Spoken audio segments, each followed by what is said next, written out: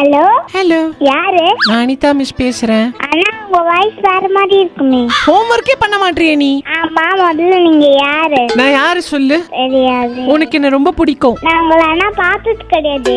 நீ ரீசெண்டா ஈரோட்ல அனுராதா மேம் பாடினாங்களா? அப்போ ஒரு அங்கிள் மேடையில் நின்று அழகா பேசியிருந்தாரா?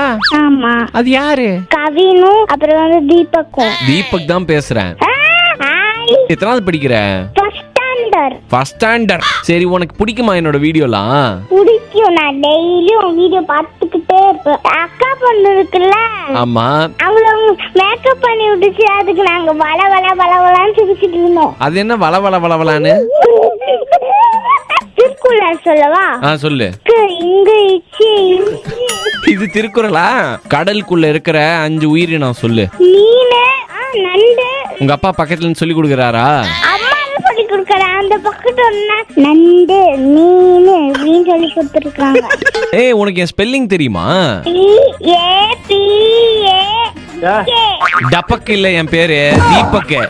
ஏய், நைட்டு தூங்குறதுக்கு முன்னாடி என்ன சொல்லி தூங்குவான்னு கேளு. என்ன சொல்லிட்டு தூங்குவ?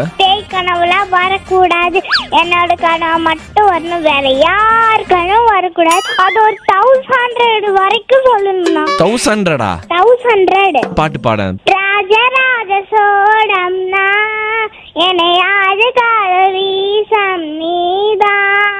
இரு, ராஜராஜ சோடம் என்னோட சொந்தக்காரர் தான். சோடம் கிட்ட சொல்றேன் இரு.